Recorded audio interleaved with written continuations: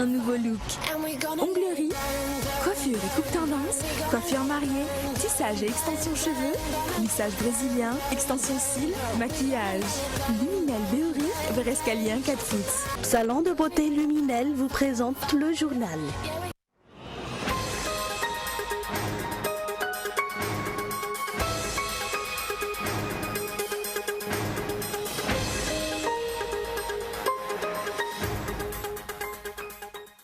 Les esprits sont toujours échauffés à l'Assemblée nationale quand il s'agit d'argent et de privilèges ou d'avantages. Le député Zhao Zhang a présenté un projet de loi visant à restituer 302 millions d'ariars à chaque député. Le Madagascar National Park décide de réviser à la hausse le droit de visite de nombreux parcs nationaux à partir du 1er novembre. La hausse des droits n'est pas une solution, déclarent les maires des communes.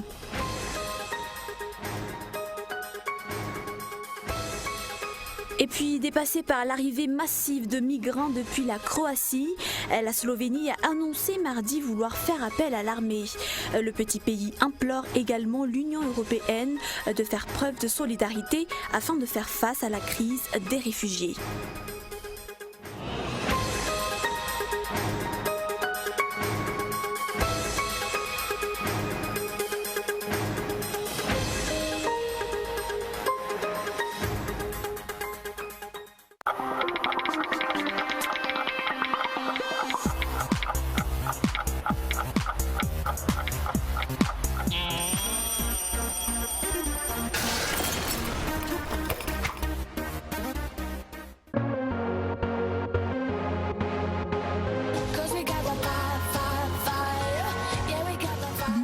Un nouveau look.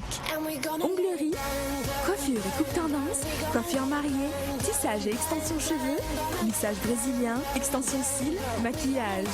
Luminel Béory, Verescalien 4 foot. 034 01 816 59 033 11 859 98. Luminel, osez être la plus belle.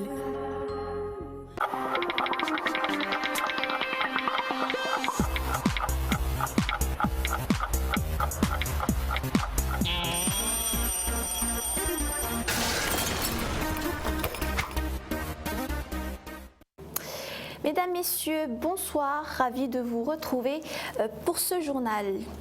Dans l'actualité de ce jeudi 22 octobre, un des faits marquants du jour aura été la grande solidarité dont les députés ont fait preuve autour de Maragnaris, député élu à Ankazoab Sud.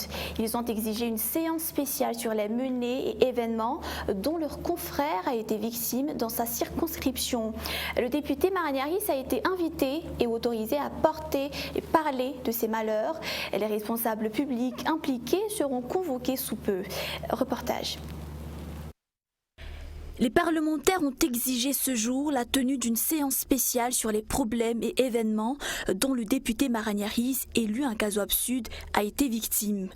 Le parlementaire a apporté une explication exhaustive sur ces malheurs et démenti les rumeurs colportées sur les événements qui lui ont porté préjudice dans sa circonscription. Jusqu'ici, aucune plainte n'a été portée contre ce parlementaire sur les allégations de crimes et délits qu'ils auraient perpétrés. Or, actuellement, il a perdu tous ses biens selon ses explications. L'Assemblée nationale a décidé de convoquer tous les responsables cités ou impliqués dans les événements d'Ankazoab Sud.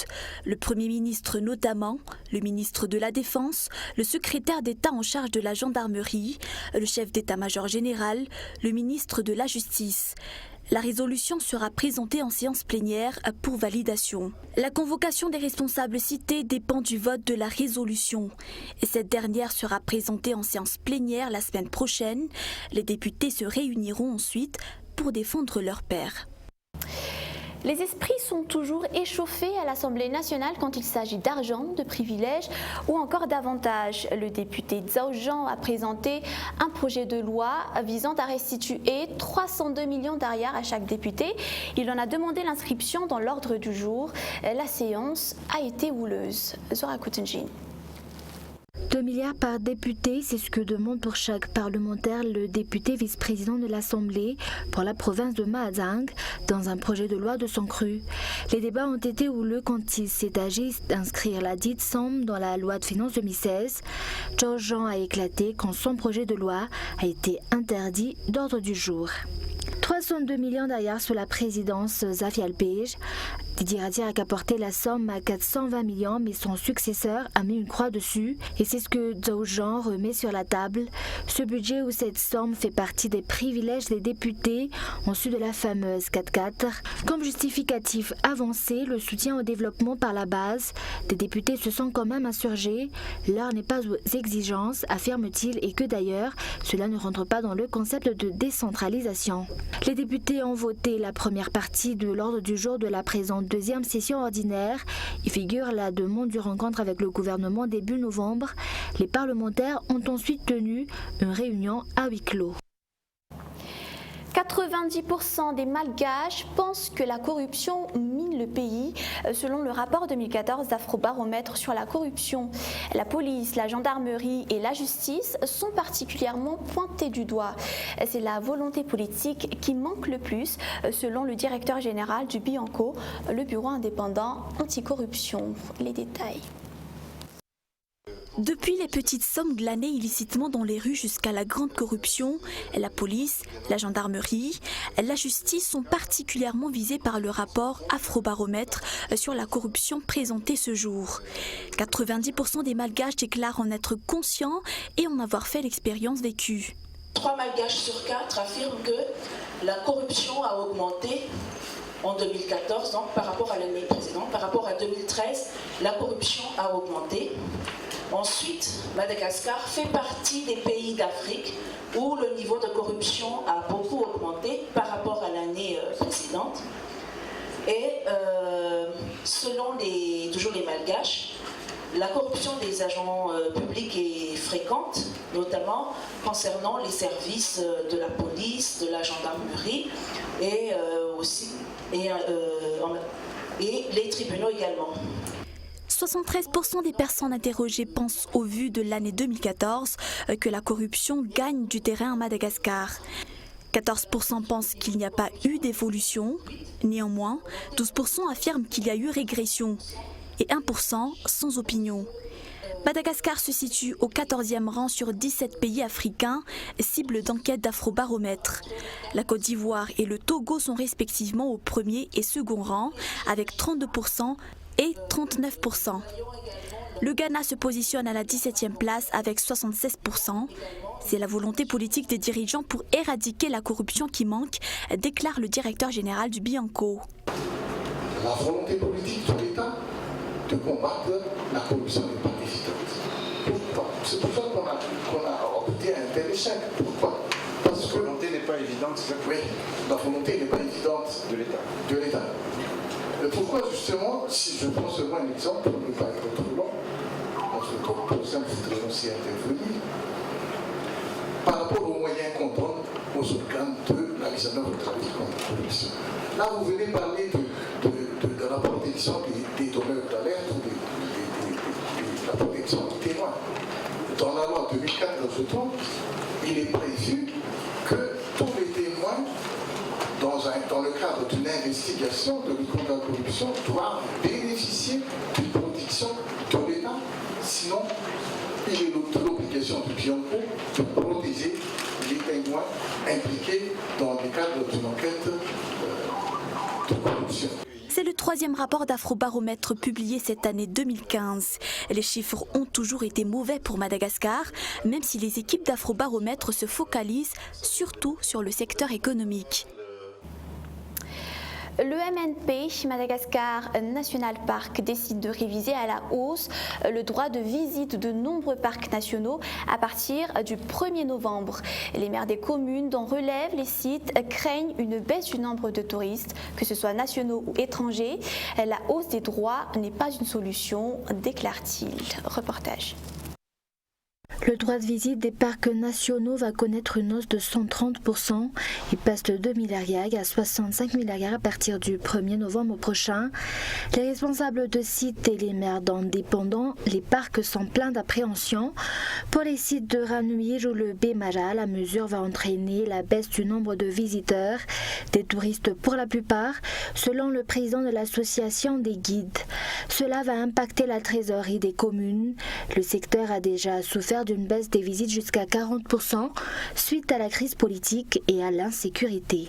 Le nombre des touristes constitue un facteur important du développement des zones qui comportent des parcs nationaux. La mesure va produire l'effet contraire. Les touristes vont bouder la destination et mettre les guides et la population au chômage. Selon les dernières statistiques, 80% de la population vivent du secteur. Les touristes dits directs achètent les produits de la population vivant à proximité des sites sans intermédiaire. Ils contribuent ainsi à la création d'emplois.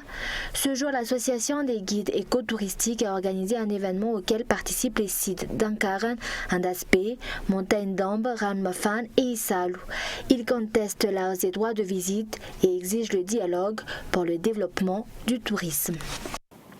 Et on passe à un tout autre sujet cette fois-ci. La 15e édition du Salon de l'Auto se tiendra du 29 octobre au 1er novembre 2015 à Ivat. Les amoureux de l'automobile se donneront donc rendez-vous au CCI, Centre de conférences international. Outre les expositions, les nouveautés dernier cri en matière d'équipement automobile seront dévoilées pendant le salon. Les organisateurs se déclarent fin prêts. Le Salon de l'Auto, l'événement de l'année 2015, se tiendra du 29 octobre au 1er novembre prochain. Près de 40 exposants sont attendus. On y retrouve les anciens du GCAM ou du Socovam, les sponsors de l'événement et les opérateurs en équipement automobile. Les explications. Vous avez les membres du GCAM, donc 9 concessionnaires distributeurs qui représentent 90 à 95% du marché. Il y a notre sponsor officiel, Telma, Total et BNI qui sont nos partenaires. Beaucoup d'accessoristes, de vendeurs de motos, d'utilitaires, tout ce qui tourne autour de l'univers automobile. Et voilà, place aux actualités internationales. Le feuilleton tragique de la crise migratoire se poursuit. La Slovénie est devenue ces jours-ci l'un des principaux pays de transit des migrants et complètement dépassé. Selon la police, plus de 12 600 migrants sont entrés en Slovénie en 24 heures seulement. Le pays appelle l'Union européenne à l'aide. Un reportage de France 24. À travers champs, entre la Slovénie et la Croatie, une file ininterrompue de migrants. Tous n'ont qu'un objectif, rejoindre l'Autriche puis l'Allemagne. Mais avant, ils doivent être enregistrés en Slovénie dans des centres. Dans celui-ci, un incendie s'est déclaré. En cause, probablement un feu de camp, seul moyen de se réchauffer pour les migrants. Et la plupart des tentes ont été détruites, mais aucune victime n'est à déplorer. À Dobova, à quelques kilomètres, même scène de débordement. Nous essayons au maximum de les calmer ou de les aider le plus possible. Nous avons reçu des médicaments de la part du voisinage, de personnes privées. Nous avons aussi du lait pour les enfants, je veux dire pour les nouveau-nés, et de l'eau. À l'origine de l'affluence des migrants vers la petite Slovénie, la fermeture de la frontière entre la Croatie et la Hongrie vendredi dernier. Depuis samedi, plus de 20 000 migrants ont rejoint la Slovénie, dont 11 000 rien que pour la journée de mercredi. L'inquiétude des migrants, que les frontières se ferment les unes après les autres. Nous sommes vraiment très inquiets. Quand j'ai entendu que dans moins de 2 jours, l'Allemagne allait fermer ses frontières, vraiment, pour la première fois, mon estomac, nos estomacs se sont noués. Depuis la mi-septembre, l'Allemagne a renforcé ses contrôles aux frontières. Face à cette situation d'urgence et aux divisions européennes, Jean-Claude Juncker, le président de la Commission européenne, a convoqué un sommet d'urgence dimanche. Et en Israël, alors que les tensions se multiplient depuis le 1er octobre, les Israéliens sont de plus en plus nombreux à s'armer et à prendre des cours d'autodéfense. C'est toujours un reportage de France 24. Les séances de tir sont prises d'assaut. 150 000 Israéliens possèdent une licence de port d'armes et le gouvernement vient d'assouplir les règles d'obtention. Beaucoup de gens viennent pour renouveler leur permis, pour apprendre comment tirer et aussi pour prendre des cours d'autodéfense. Face à cette vague d'attaques au couteau, de plus en plus de particuliers viennent s'entraîner. La guerre est venue jusqu'à nos maisons, donc nous nous battrons si nous le devons. Certains craignent que ce nouvel attrait pour les armes entraîne davantage de bavures. Troisième cible sur la droite. Dégaine ton arme. Dans toutes ces attaques, ce sont des citoyens ou les forces de l'ordre qui ont neutralisé les terroristes. Alors je suis convaincu que les armes peuvent effectivement améliorer la sécurité. Un homme politique dont le maire de Jérusalem les Israéliens à s'armer après l'attentat de la gare routière de Beersheva. Benjamin Netanyahou a appelé les Israéliens à ne pas se faire justice eux-mêmes. Malgré ça, l'industrie sécuritaire est en pleine explosion. Et avant de clore ce journal, un bref rappel des actualités de ce jour.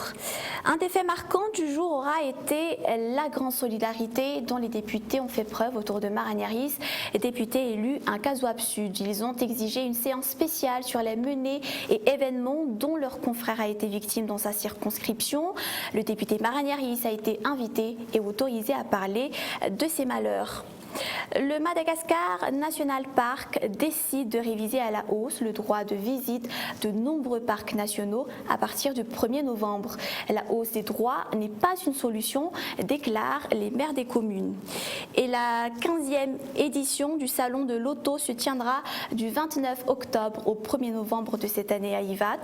Les amoureux de l'automobile se donneront donc rendez-vous au centre de conférence international. Près de 40 exposants sont attendus.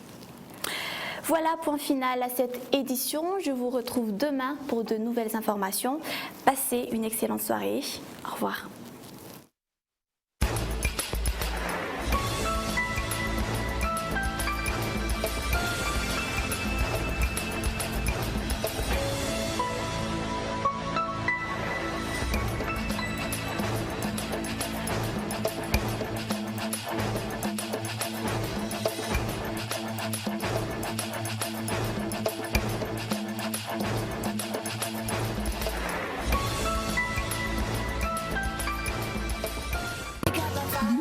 Un nouveau look.